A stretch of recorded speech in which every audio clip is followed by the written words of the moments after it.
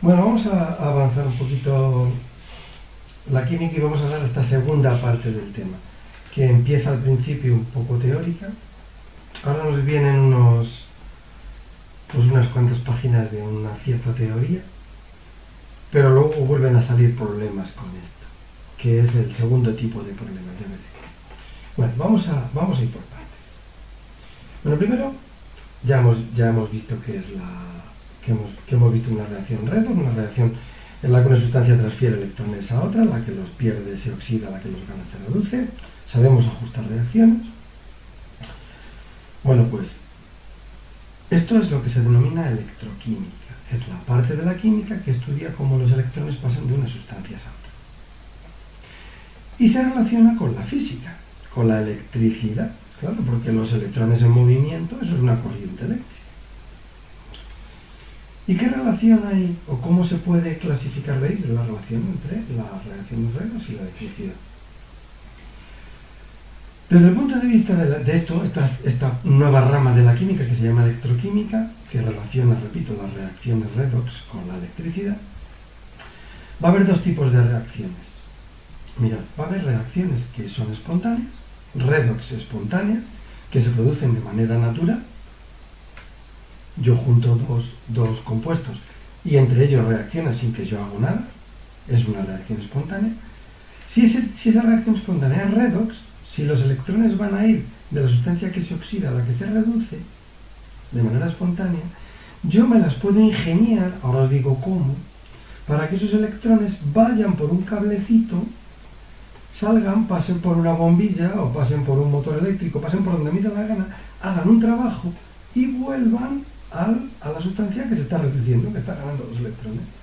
En vez de dejarlos que pasen directamente de la que se oxida a la que se reduce, les hago trabajar. Acabáis de ver o de escuchar cómo funciona una pila. Una pila no es ni más ni menos que una redox,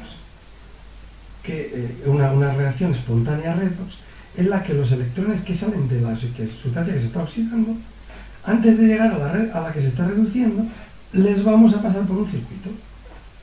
Una pila no más ni menos que eso. A eso le vamos a llamar pilas o células galvánicas.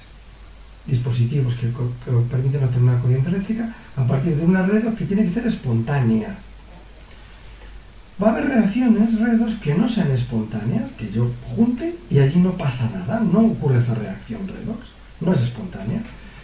Sin embargo, si yo cojo y le meto electrones, sí puedo forzar la reacción. Si yo cojo una pila y la meto en esa reacción, puedo hacer que una reacción que no lo era espontánea se me produzca espontáneamente.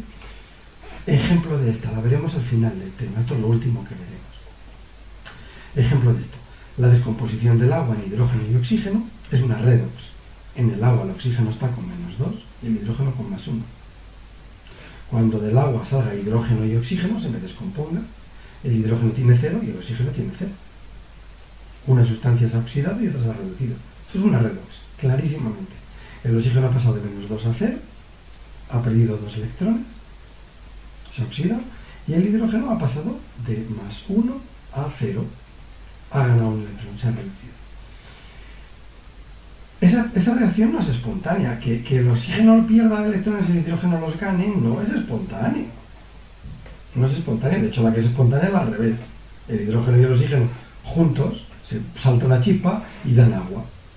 Descomponer el agua en oxígeno e hidrógeno no es espontáneo. Sin embargo, si le meto una pila, puedo conseguir que los protones cojan el electrón y se transformen en hidrógeno, y los óxidos, el anión óxido, suelte electrones y se transforme en oxígeno. Con una pila puedo hacer que esa reacción de descomposición del agua, que no es espontánea, lo sea. Eso será una cuba electrolítica y lo estudiaremos al final. ¿Vale? Bueno, he perdido mucho tiempo en esto, así que corro. Me parecía importante, pero corro. ¿Vale? Vamos a estudiar lo primero, las pilas. Y vamos a estudiar una pila. Me salto todo esto es muy bonito, lo leéis. Lo bonito que fue cómo descubrió la electricidad Galvani. Chulo, muy bonito. Nos detenemos en la pila Daniel. Y nos detenemos en la pila Daniel, pero ni siquiera en esta pila Daniel. Me voy a detener en la reacción que la provoca y en la pila Daniel moderna. ¿Vale? Pila. Reacción espontánea redox espontánea en la que voy a hacer que los electrones de la sustancia que se oxida, en vez de pasar directamente a la que se reducen, vayan por un circuito. Mira, la reacción que utiliza la pila Daniell fue descubierta por Daniell en 1836. Y se basa en la siguiente reacción. Esta reacción es espontánea. El zinc más el sulfato de cobre da sulfato de zinc más cobre. Es una redox. Claramente el zinc 0 va a pasar a zinc 2+, pierde 2 electrones, se está oxidando, y el cobre 2+, gana 2 electrones y se transforma en cobre. Se reduce. El zinc se oxida, el cobre se reduce. ¿Vale? Bueno, pues voy a hacer que los electrones que pierde el zinc vayan al cobre, pero por un circuito. Esta reacción espontánea, alguno de los que me esté viendo a lo mejor recuerda, creo que no, pero bueno, la hicimos en el laboratorio de cuarto. La hicimos directamente, es decir, cogimos sulfato de cobre, esa sustancia azulita que cuando la disuelves queda el agua tan azul, tan bonita, que luego la dejamos cristalizar y hicimos los cristales. Y si echas zinc en polvo, es una reacción espontánea. El cobre se empieza a depositar y el zinc se empieza a disolver. Y se desprende bastante calor. Pones el termómetro y se alcanzan los 40-50 grados. Se calienta mucho el recipiente de reacción. Bueno, pues porque es una reacción espontánea, exotérmica. ¿Okay? La oxidación que ocurre es esta y la reacción que ocurre es esta. ¿Vale? Bueno, pues vamos a hacerla en un laboratorio, y vamos a separar las semireacciones. Atención, que vienen curvas. Mirad. En este recipiente voy a tener una placa de zinc aquí y una disolución de sulfato de zinc. Es decir, tengo zinc en la placa y zinc 2+ del sulfato de zinc disuelto por aquí. Este es uno de los electrodos que se llama, ¿ok? De la pila. Y aquí voy a tener una plancha de cobre, una pequeña placa de cobre y sulfato de cobre. Ese sulfato azul que os he dicho que al disolverlo queda el agua azul, sulfato de cobre. ¿Vale? Por cierto, en el futuro incluso le pondremos alguna condición a las disoluciones. Esta y esta serán 1 molar. Sulfato de cobre 1 molar, sulfato de zinc 1 molar. En realidad sulfato da lo mismo que sea sulfato, que sea lo que sea. Solo hace falta que aquí haya zinc 2+ y aquí cobre 2+. El anión aquí no pinta nada. ¿Ok?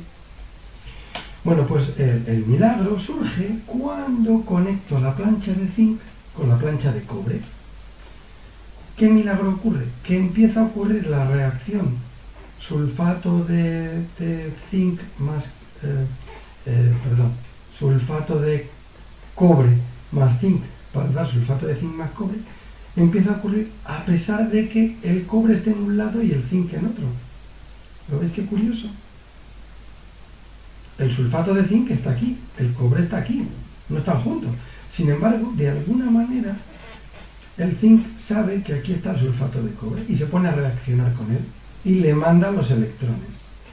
Recordéis que el zinc se oxidaba, perdía los 2 electrones. Pues el zinc se oxida, pierde esos 2 electrones, los manda por aquí, por este cablecito, para que lleguen aquí al cobre 2+, que es el que los ganaba, y yo les hago pasar por un voltímetro y puedo medir. Igual que lo hago pasar por un voltímetro, lo puedo hacer pasar por un aparato de radio, o lo puedo hacer pasar por una linterna, ¿vale? Mido el voltaje y esos electrones llegan aquí al cátodo. Ahora diré por qué se llaman ánodo y cátodo. Y esos 2 electrones los capta el cobre 2+, que se transforma en cobre. En el fondo están ocurriendo las 2 semireacciones, pero separadas, cada una en un electrodo. ¿Se entiende la idea? El zinc se está oxidando, está perdiendo los electrones, y el cobre está reduciendo. ¿Y cuál ha sido la clave? Que los electrones los estoy haciendo pasar por un cable, por fuera. Esto es una pila, esto y esto, las 2 juntos, es una pila. ¿Esto qué sería? El polo negativo de la pila, ¿no? Y este sería el polo negativo, por donde salen los electrones. Y este es el polo positivo, por donde una vez que han pasado por el circuito, vuelven. ¿Ok? ¿Por qué esto se le llama ánodo, chicos? La idea es relativamente sencilla. Se llama ánodo a todo aquel electrodo en el que se produce la oxidación. Y es muy fácil de recordarlo. Ánodo empieza por vocal, oxidación también. En el ánodo siempre se va a producir la oxidación, ¿vale? Y el cátodo, que es este electrodo, que en el caso de las pilas es el positivo, en donde se produce la reducción. En el cátodo, que empieza por consonante, siempre se produce la reducción, que también empieza por consonante, ¿vale? Ánodo, oxidación, cátodo, reducción, siempre. Y en las pilas, el ánodo es el negativo, porque la oxidación es perder electrones, y en el cátodo es el positivo, ¿vale? Ya veremos que en las cubas electrolíticas cambian los polos, cambian las polaridades, los signos, pero en el ánodo sigue habiendo oxidación y en el cátodo reducción. ¿Se ha entendido? Os cuento qué es el puente salino y paro porque esto ya se está alargando. Mirad, chicos, si yo no pongo esto del puente salino, esta pila funciona, pero funciona nada, décimas de segundo, muy poco, funciona muy poquito tiempo, porque por dos motivos. Bueno, os cuento qué es el puente salino y os digo que cuáles son sus dos misiones, que van a ser los dos motivos por los que deja de funcionar la pila. Un puente salino no es ni más ni menos que típicamente se suele construir en forma de U, es esta que tenéis aquí, pone ponte salino. Es un tubo en forma de U, tenemos en el laboratorio, que está lleno de una disolución que tiene que ser una disolución de una sal inerte. ¿Qué significa una sal inerte? Una sal que no reaccione ni con el cátodo ni con el ánodo. Por ejemplo, sulfato de sodio, yoduro de potasio, cualquier sal que no dé una reacción química con ninguna de las sustancias con las que estamos haciendo el cátodo o el ánodo, ¿vale? Típicamente se emplea yoduro de potasio, a ver si os lo pongo por aquí. Cloruro de potasio, yoduro de potasio, sal, simplemente cloruro sódico, es una disolución de sal en agua. ¿Ok? Lo único que se hace es, se disuelve la sal en agua, se llena ese tubo en forma de U, se pone el tubo en forma de U, derecho hacia arriba, claro, se llena por uno de los extremos, y cuando está lleno, se tapa con fibra de vidrio, con lana de vidrio, de vidrio.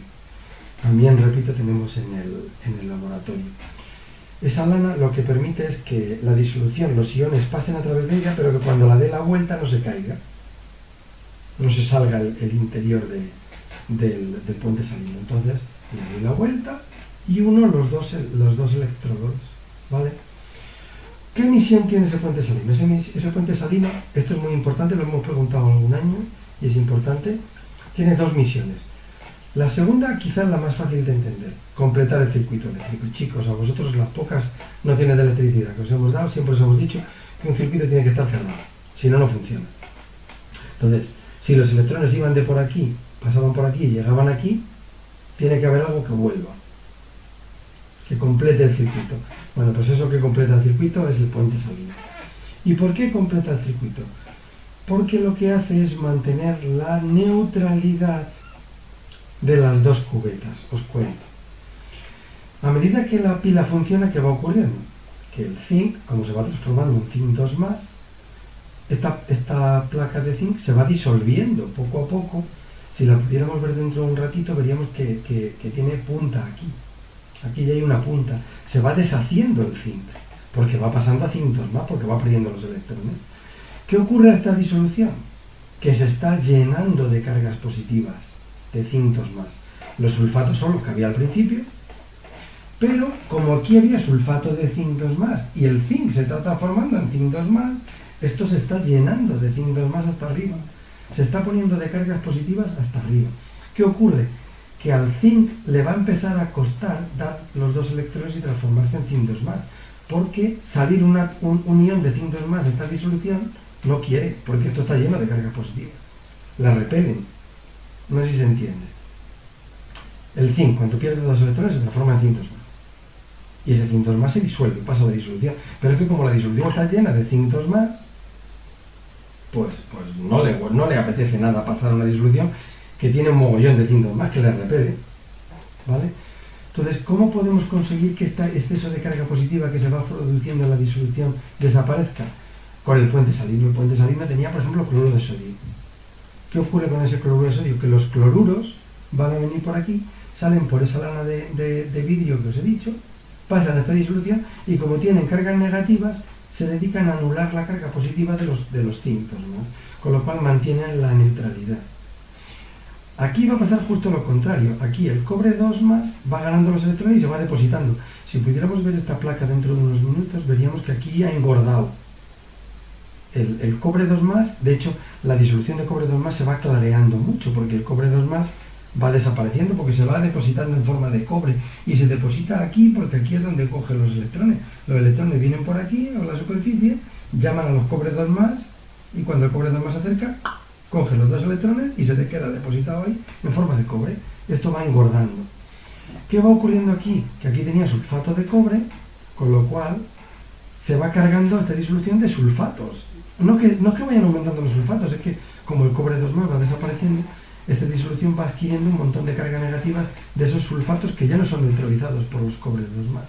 Con lo cual, ¿qué va a ocurrir? Que el sodio, aquí lo que han puesto de puente salino es sulfato de sodio, entonces el sulfato vendría y el sodio vendría aquí, con su carga positiva, a neutralizar los sulfatos que hubiera aquí, que quedan sin neutralizar.